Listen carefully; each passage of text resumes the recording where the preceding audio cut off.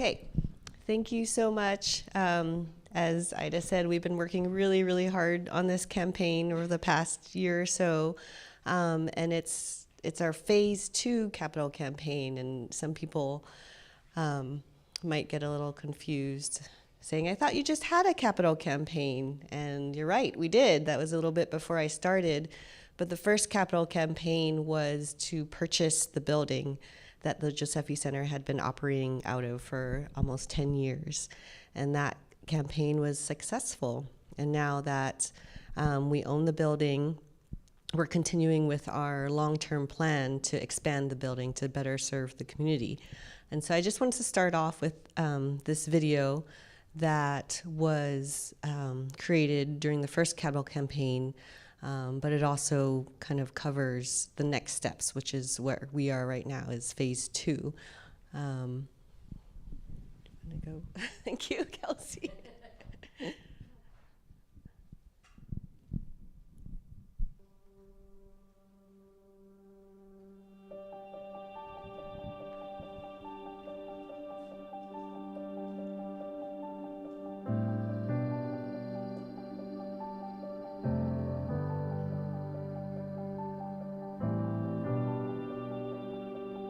Home is more than a place. Some say it's where your story begins. Ours began here, in Joseph, Oregon. Just a few years ago, it seemed unattainable, a thriving and sustainable community gathering place that would provide year-round access to art without having to leave the community. A place that would celebrate and promote local culture and preserve cultural heritage. When we first began, it was kind of like we had the cart before the horse. We had the Arts Center, but we really didn't have a strategy behind what we were doing. We started doing events and had exhibits with ideas that had complementary programs that accented the exhibit, as well as attracted people to come in that weren't necessarily interested in art. The community really reacted very well, and we have a huge amount of community support.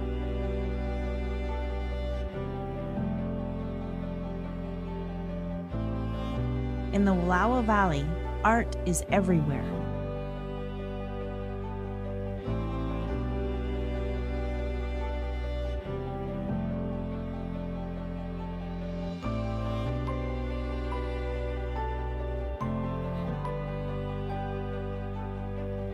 The skill, diligence, and ingenuity that local artists and craftsmen put into their work reflect the values and character of our small rural community.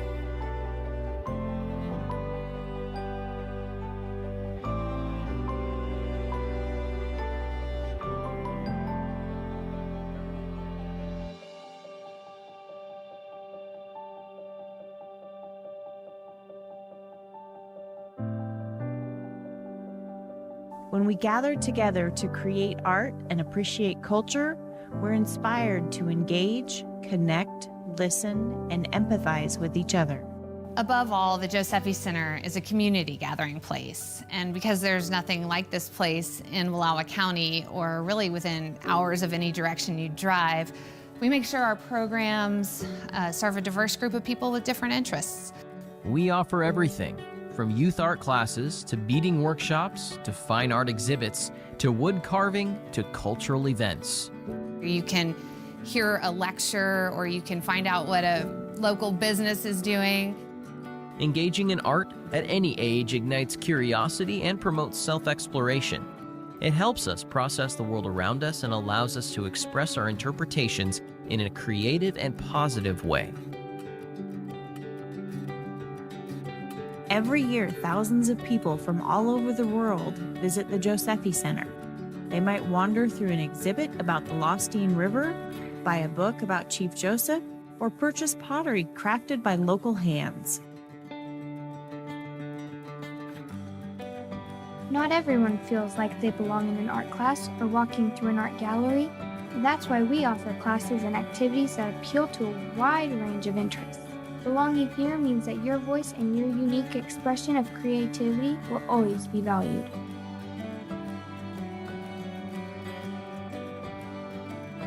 The Nez Perce are an integral part of our history here. We have their names, the city of Joseph, Chief Joseph Days, Imnaha, Wanaha. We use their language, we use their names. And fortunately, over the last 30 or 40 years, we've been welcoming them back. So that's part of my job here too, I feel, is to tell people and to help people find the Nez Perce story.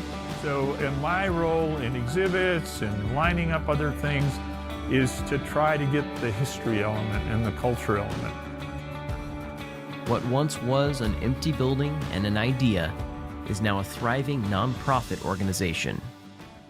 So imagine if it all went away. We don't have to let that happen. This capital campaign presents a huge opportunity, not just for the Josephy Center, but for Wallowa County.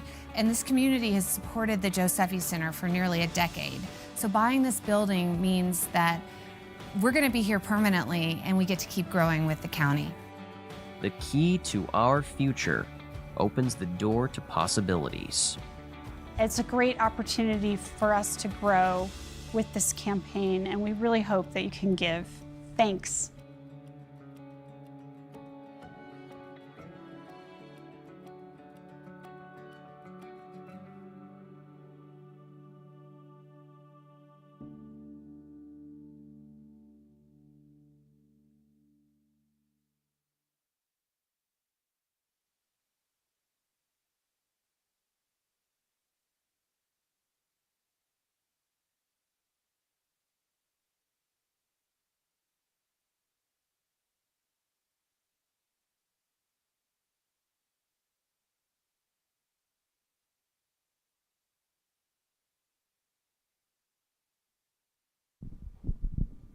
Hello there. Now we embark on phase 2, which is really exciting. In 2018, we conducted a feasibility study to ensure that we were making the right decision to move forward with the purchase of the building and to embark on a phase 2 capital campaign for expansion. And that feasibility study by Avenue 2 Possibilities showed incredible amount of support from the community and also financial stability within the organization. And what we're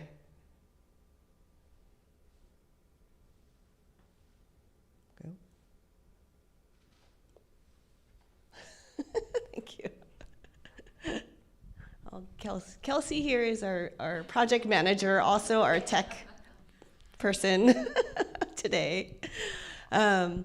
So with the building expansion, we're also going to build an elevator, which is going to go in between the two buildings. And with any additional expansion, that elevator is required for that additional amount of space that we're going to have.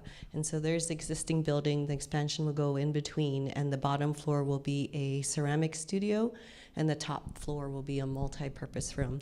And I was just gonna, Cheryl and I are gonna do this presentation. I was gonna go over how we use this space currently and how it's been serving the needs of our community for the last 10 years. But our community is growing. We see new families here all the time, a lot more, people retiring here since COVID. There's people moving here who are able to work remotely, urban refugees. And so we are utilizing the space the best we can, but we want to serve our community better.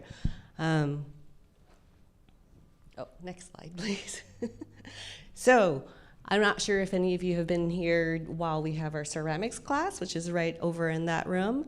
This is Cheryl right here. She's, this ceramics session just ended. It was an 8-week session. And currently we have the capacity in that studio for about 10 kids, but 10 is even a little, 8. 10 is tight. 8 is, oh, thanks. This space, if you weren't aware, it originally was the drive-in for the bank, which this building used to be. And it has been converted into the ceramic studio. The shelves in the back are for storage, and our kiln is actually outside, just outside the ceramic studio. Thank you. Oh. So it's tight in there, to say the least. Our ceramics classes, we have 3 sessions, spring, winter, and fall. They're 8-week sessions, and we serve 2 age groups for youth, and they're always at capacity, and there's kids on waiting lists trying to get into those. And in our adult classes, right now, actually, we have a lot going on in our ceramics program. We have a new ceramics teacher that's been doing wheel classes and multi-day workshops, and also multi-week sessions. And currently, we don't have the ability to, in the ceramics studio, to do any wheel throwing. We currently do that in the classroom, and so we have to shove all the wheels back under the tables when we're done with them and clean up, so that we can use that space for other class activities. Nope, still not working. And you have all been here for one of our Tuesday talks. This is Nora Hawkins. This was during our women's exhibit. And she was talking about her adventures in Antarctica. And while we have this exhibit space, as you can see where you're sitting, we pushed the panels back. This was a good amount of attendees where we could kind of fit everybody, but there's some times where we kind of have to play Jenga with the chairs to figure out where people can actually see. One of our Tuesday talks, we had 40, Olin Fulfer was speaking, and we had 40 or more Joseph students up on the balcony. They were. Oh yeah, you can see them up there. They're hanging off the balcony. And so even though this is an amazing, beautiful space for exhibits, we could use a little bit more space, to say the least. Next. And Josephy Fest.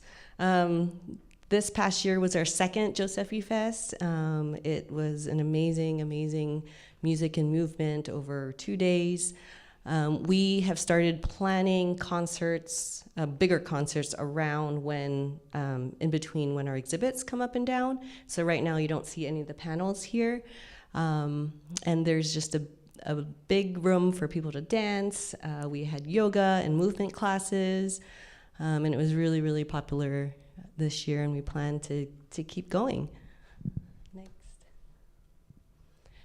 Now, our upstairs space, we've got our permanent Alvin Josephy exhibit. We have our permanent Nez Pierce exhibit. And then also the side walls here we use as an auxiliary gallery. Our downstairs exhibit space is booked out years in advance, and so the upstairs gallery gives us the flexibility to be able to have exhibits there that, can be planned within a few months. And there won't be a waiting list for people who want to exhibit there. Next. And so we've really utilized this space over the last, even more over the last couple years. This is an exhibit that was up during Women's Month in February and March. And this is Carla Tementwa. And this is her Nez Pierce beadwork. And she had tule hats and mats. And she was able to give a Tuesday talk. We've also had National Geographic did a collaboration with the Josephy Center, and we were able to have their youth photo camp display some of their work upstairs. And so we had presentations from Nez Pierce youth from Lapwai, and then also Wallowa kids, and that was really exciting. And so basically, what we want to utilize the space for is a place that we can have a greater amount of exhibit space, a greater amount of meeting space and lecture space, a larger amount of space for wheel classes and ceramics. And Cheryl's going to go over kind of the designs of what we're planning. And these are architectural renderings. We've been working with Lyndon Brown. And so these are our plans. Hi, everyone. I'm Cheryl Coughlin, and I'm the executive director here. And hello. Okay, sorry. So when we first started this journey, we opened in 2012 and it's now 2024, so almost 13 years. When I started here, there was a previous executive director, and I took over maybe 8 months after she had left. But there really wasn't a lot going on other than a few exhibits and a couple of classes. And so I was really excited to take on doing more and started offering youth classes on Fridays, which had not been happening. It was really exciting. We started with 3 classes on Fridays, and then I introduced clay, and we only had 1 classroom, and I think we had over 70 kids coming every Friday. And eventually in 2017, we did the construction on the drive-through to make that room. Even though it's not a very big room, it did allow us to have 2 classes going on at the same time. And it did open up not just the ability to have 2 classes, but it meant we could serve more kids as well as adults to having Saturday classes with more than one thing going on at the same time.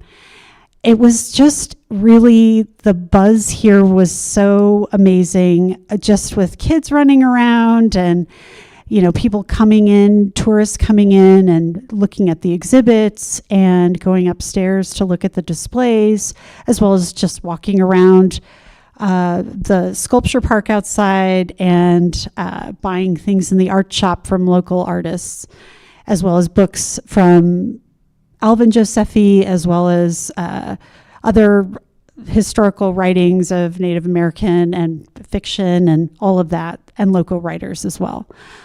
So when this all started in 2018, when we hired Avenue to Possibilities and did the feasibility study, the main 3 questions were, what do we have the capacity to have a larger ceramic studio? And overwhelming, everyone said yes. It was, a very good percentage of the people interviewed from the study said yes. We need more space, that space is too small, and we just can't have wheel throwing and hand building at the same time. And it turned out a lot more people were more interested in hand wheel throwing than they were hand building. So coming to this design just really was so exciting. So Lyndon Brown, they're architects in Portland. They're also going to be the architects for the Joseph Library.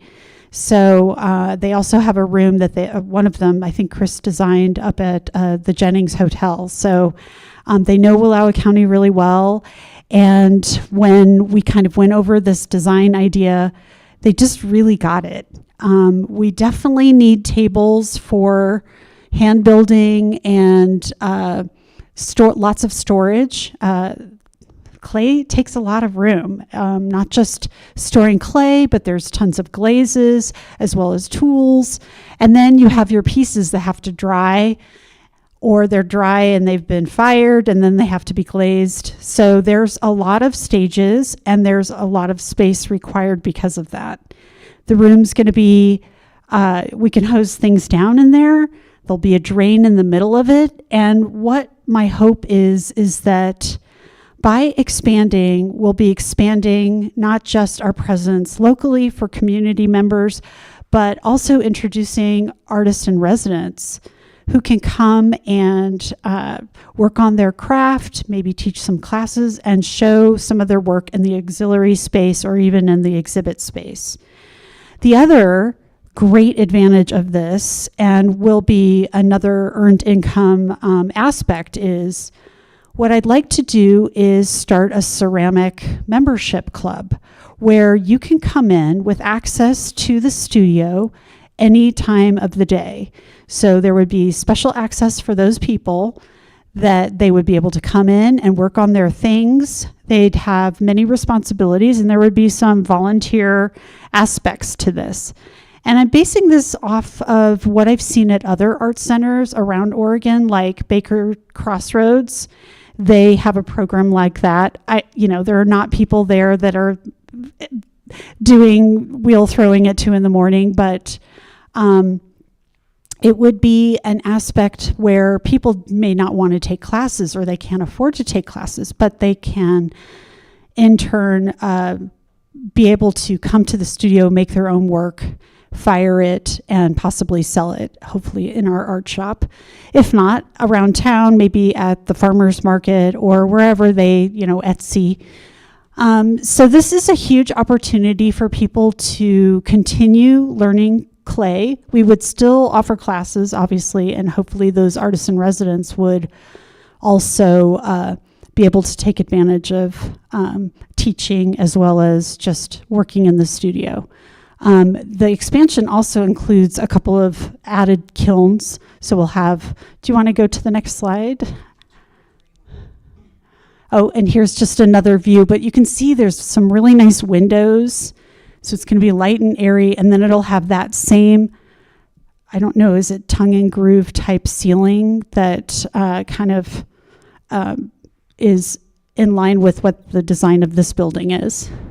So you can go to the next slide, but you can see, so here in the design, you can see in that last picture, so HB means hand building table, wedging table, WDG, a slab roller, which is what makes the clay flat, and then our wheels. So we would have 8 wheels with an instructor wheel, and then we'd have this really cool sink where multiple people, right now you have to stand in line to wait to wash your hands, and sometimes, when you're that excited, it's a little frustrating that you have to wait, but this will be nice. And here's the kiln room, which will have three kilns and a materials room where all the clay will be, as well as something called a pug mill where we can rejuvenate any of the old clay, which would save us a lot of money. So this is super exciting, and I believe this space is about 1,800 square feet. And like we said, that side faces east. This faces the alleyway. I think we can go to the next slide. So we can have classes. I mean, I'm not saying classes could go on at the same time, but certainly if we had a wheel throwing class, somebody could be working over in the hand building area. This is the second floor, and this is our multi-purpose room. And when I say multi-purpose, it's basically going to be an amazing space for multi-purpose things like meeting space, movement space. It could be a rental. This is another one of the things that I was thinking about, economic, building our financial strength in renting. So we get a lot of calls for wedding parties and celebration of life, and we can't always do it in this space because this is not private. So if somebody wants to do something on a Saturday, it's like, well, you might have people coming through and walking in. So this would be a very private space on the second floor facing the mountains. I can't think of a prettier space to be in if you were in a meeting. So you can see facing east, and then the mountains facing south. It would probably some type of wooden floors. We would also have classes in this space. So one of the things about our classroom in the back here is that we do a live model drawing class, and you can only, the classroom's so small that you can only be like 4 feet from the person in a circle. So this would add some added space so that things can be arranged differently depending on the size of the class. So you can go to the next one. So these are kind of the different arrangements that we saw that could be for this classroom. So we could have tables, like I said, just like a banquet of some sort, or we could do a lecture or even a concert or a Tuesday talk. And then the meeting space could have up to 72 attendees. and then the gallery show space. So what I was really hoping was this space would be great for the arts festival because it could create a whole nother place where people could go and socialize, and the space would just be very unique for showing art and standalone panels for the artwork and so on. So, and you can see that this is your doorway to a hallway, and it would take you to the elevator. Otherwise, you could climb up these stairs and go through that hallway to enter the multi-purpose room. So here's some movement classes. So I wasn't just thinking yoga, and I don't know if you knew, but we do have yoga classes starting in June. They'll be in this space. They'll be Fridays at 8:30, correct? Yeah, so I'm really looking forward to that. But I was just thinking of like karate or some kind of martial arts classes. I just had dinner with somebody that used to do ballroom dancing, and they were super excited about ballroom dancing. So many different types of dancing, as well as just yoga or Tai Chi or things like that, as well as like even kids ballet classes. I know they teach them all over the county, but that's just another option. And then you've got that figure drawing so that a little more space between the model and the artist. So that's another advantage, as well as the class could be twice the size. So that's also good. So where we're at. We are so lucky. We have so many great, wonderful supporters. Thank you for supporting us in, past projects as well as this one. This is going to be a very exciting time because right now we've already raised $1.1 million. So 600 of that came from the Cultural Advocacy Coalition, who helped us raise that money by lobbying to the state representative and Senate, basically the state Congress, to give us this special grant. So they gave us $600,000, and since then we've raised another $500,000 through grants, through major donors, sitting down with people, just asking them to help us make this happen. And people have been very generous. So right now we're at 1.1 and our goal is 1.6. And so we're still writing a few grants, and we're hoping that we can raise this by June 30th. It may not, we have one grant that we know we're not going to get till August, but we really want this money by June 30th so that we can get started building. We've got contractors ready to start in July, and we want to reach this goal so we can get started. And this means that we would have this expansion by next spring, done and ready to go. Well, maybe not spring, but spring, summer. I'm so excited. I've been waiting for this since the day I started here. I know that sounds crazy, but I think we can not only do it, but I think the space is going to be used wisely. And one thing about the elevator that I like to tell people is some people think, we don't need an elevator. But Rich got knee replacement surgery in December, and he stayed home for a good chunk of the time recovering. But when he came in, he couldn't go up the stairs. So he just planted himself down here and worked in the gallery. And I don't know how much he really got done because every person that walked in got greeted by Rich, and conversations abounded, and, he loves to talk. And of course, so do I. So anyway, this is the budget, just so you can see what is going towards what.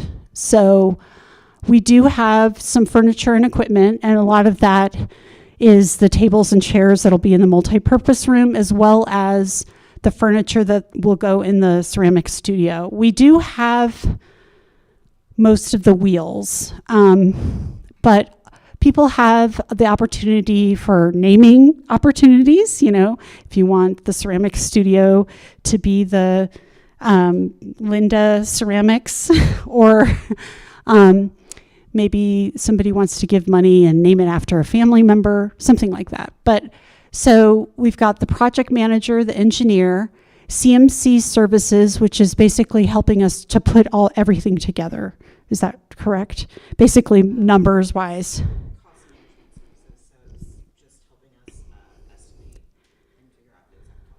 Cost management services to figure out the costs of things. Okay. And then the capital campaign costs with a 20% contingency.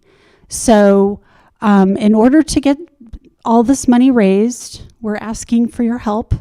We could really, I know some of you have already given, but if you have a friend or a family member, this is the time where this is now the public phase. So a lot of people may not know that we have been raising this money, but we have a small portion to raise.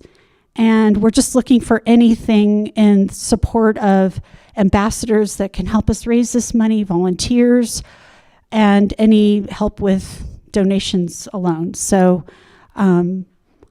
I think that's all I have, other than just thank you for coming and listening to us. And if you have any questions, let me know. We also have a fundraiser. I thought you were giving me the L like I was a loser. I was like, am I a loser? Oh. Okay, so this is, when you do public speaking, you're like, oh, I forgot that one thing. So thank you, Ariana, even though I might be a little bit of a loser, I don't know. Anyway, Dara she came up with this fabulous idea of a luau, and I think I'm going to have her come up, and because she has thought of every detail. So I'm going to let you just tell everybody. So when I first moved here 6 years ago from Hawaii, my husband's from Cove and LeGrand, and he came up here for a job interview, and he's like, well, what do you think? You think you could live here? And I was like, well, I saw the mountains and I saw the water, the lake, and I said, yeah, I could live here. And little did I know that out here all the way in Wallowa County is kind of like a little piece of Hawaii, and just the aloha spirit out here is live and well. That, you know, in Hawaii we call everybody auntie and uncle because everybody is like family, and that's what it feels like out here. And I just wanted to bring a little bit of that culture out here, and I thought, what a better place to do it than at the Josephy Center, which is a celebration of arts and culture. And not sure, but I'm pretty sure I've not heard of a luau out here before. Has anybody else? Maybe. I know they've roasted pigs. You know, I've heard a lot of people that roasted pigs out here, but so I thought it'd be just a really fun idea, because I'm not sure a lot of people out here have been to a luau in Wallowa County or in Joseph. And so anyway, again, it's our kind of big public campaign or big celebration of this is what we're doing.